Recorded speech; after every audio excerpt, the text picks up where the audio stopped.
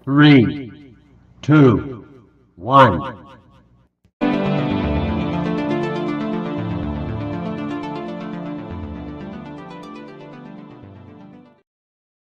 Hello, and welcome to another episode of the Fantasy Football Happy Hour podcast. It is Sunday morning, and we are in week 12 of the NFL season. Hard to believe this is the final week before Thanksgiving. We have 6 teams on a bye this week, including the Bengals, the Falcons, the Bills, the Jaguars. A lot of fantasy-rich options are just missing. The Saints are out this week. It is going to be an interesting challenge, to say the least. It's also a bit of an interesting slate. I will dive into my games of the week, some sit-start recommendations, and I will look at my picks against the spread. But first, let's talk Thursday Night Football.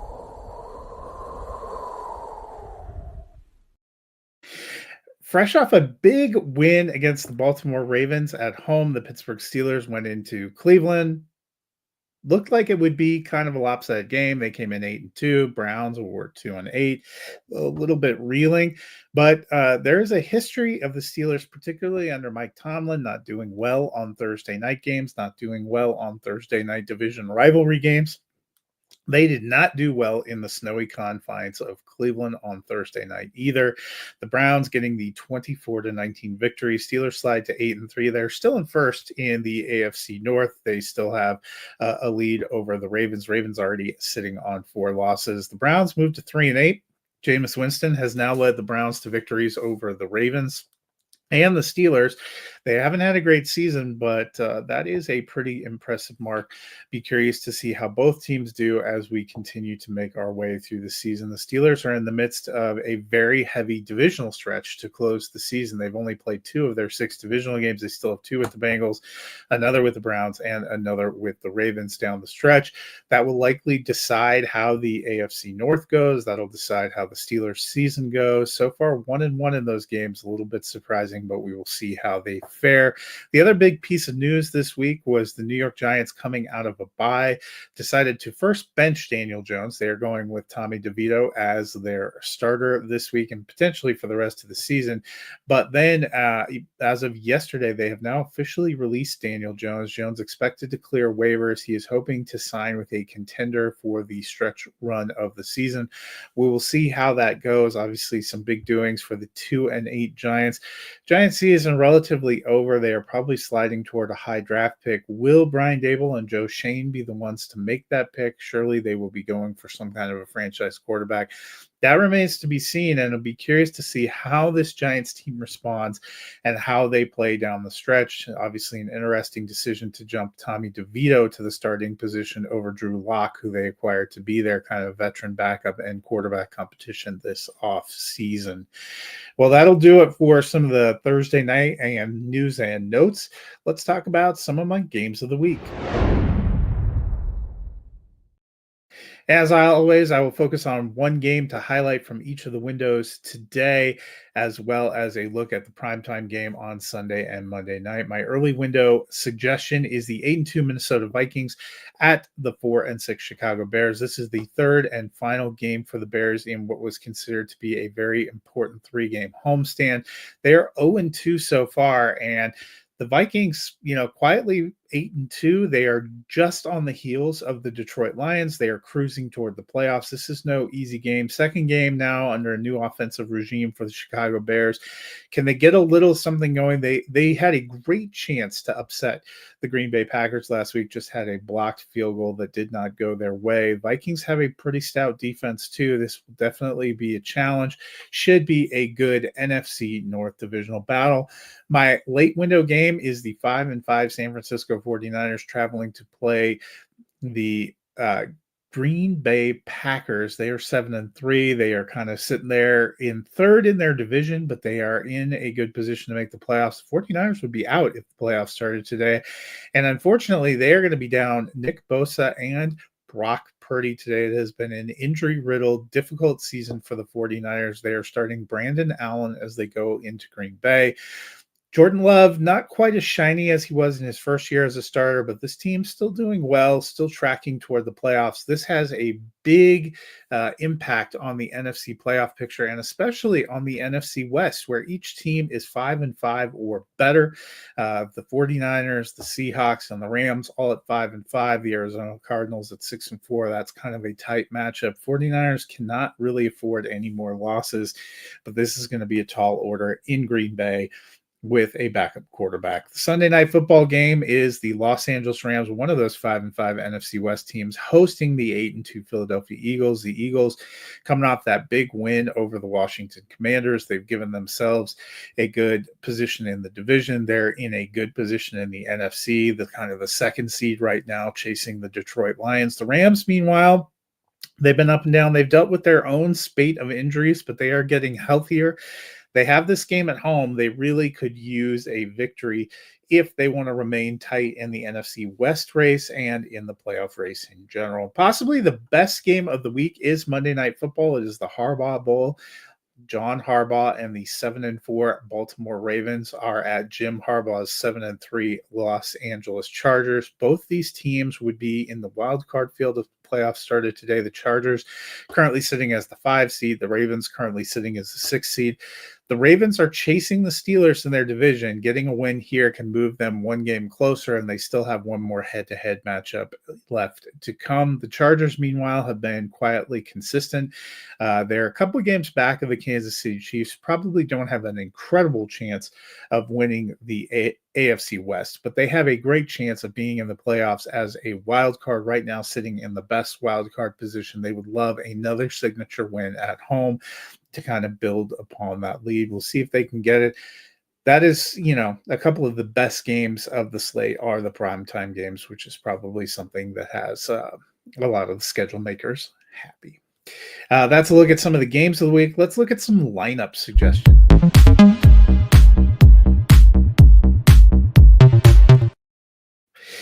Last week for Sit Start, I went 2-2 on my starts. I missed on Cedric Tillman, who had another bad week in week 12, and I missed on TJ Hawkinson, who was the second best tight end on his own team. I was 4-0 on my sit recommendations. As always, I give you one sit recommendation, one start recommendation in each of the key fantasy positions. We're going to start at quarterback. My start recommendation is Kyler Murray of the Arizona Cardinals. Don't look now, but as I mentioned, Murray and the Cardinals are in first place in a tight-packed NFC West. Murray's been doing really well for those who roster him. He's QB9 on the season. He's averaging more than 18 points per game. The Cardinals have a divisional battle this week, and I am firing Murray up as they try to remain on top of the NFC West in Seattle. My sit is Tommy DeVito. Look, I get that the Giants have turned things over to him, with Brian Daboll supposedly preferring him to Drew Lock. I just don't know why. And I'm certainly not betting my fantasy season on him. Even in a week where we only have 26 teams and 26 starting quarterbacks, he's kind of my last place option. I am staying away. Moving on to running backs, my start this week is Devon Achane. Look, Tua Tagovailoa is back. The Dolphins have won 2 straight games. The team is 4-6, but they're not out of the AFC race yet. And if they hope to get in, they're going to need Achane. He's been a stud. He sits as RB8 on the season. He's averaging 17 points a game.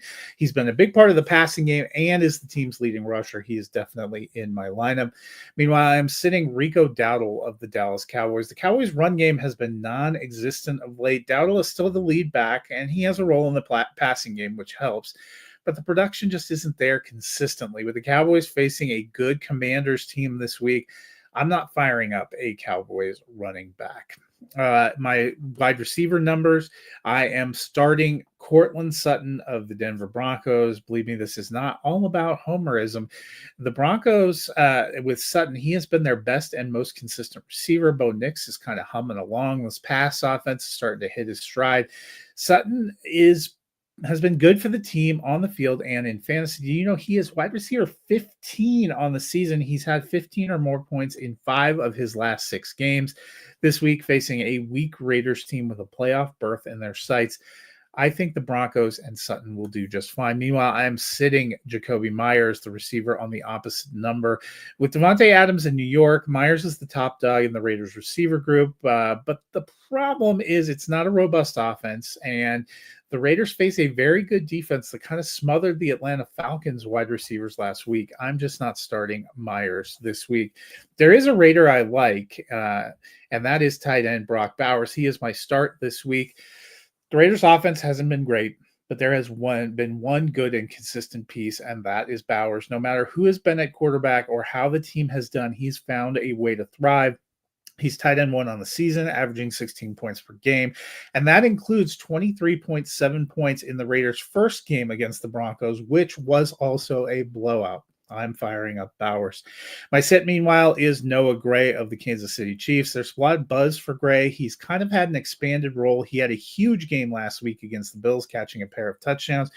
I get all that excitement, and he could continue to see his role as a contributor grow, but that doesn't mean he's a stalled start this year. He's just tight end 27. He has 2 games with 10 or more points, including last week's game, but he also has 2 games with 0 points, and most of his games have just been single-digit points. He's only averaging 6 points per game. I think you have some better options out there.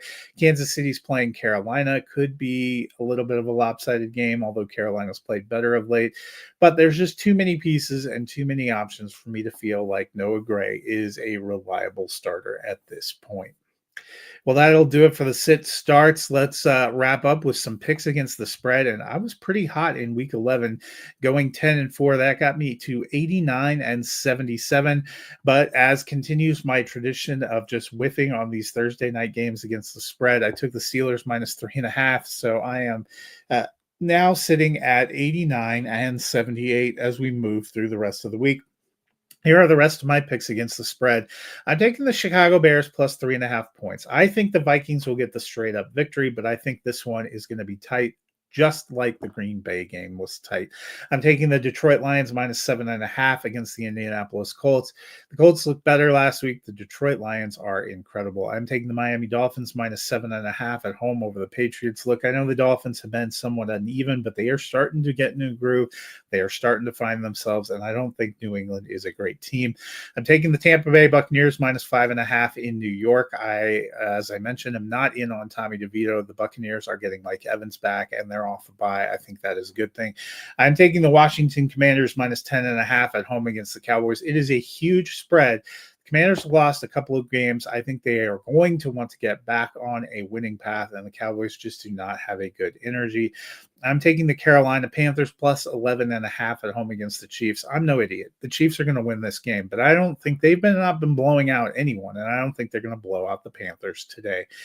I took the Tennessee Titans plus 8.5 against the Houston Texans. I also think the Texans will get the straight up victory.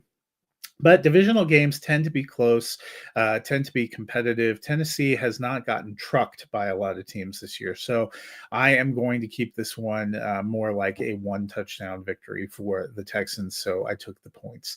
I took the Denver Broncos minus 5.5 in Las Vegas. I think they will get a solid win against the Raiders. I took the San Francisco 49ers plus 2.5 over the Green Bay Packers. I took a lot of these lines in my positions on San Francisco before it was announced Purdy was out, but I am going to stick with it. I think the 49ers are a somewhat desperate team.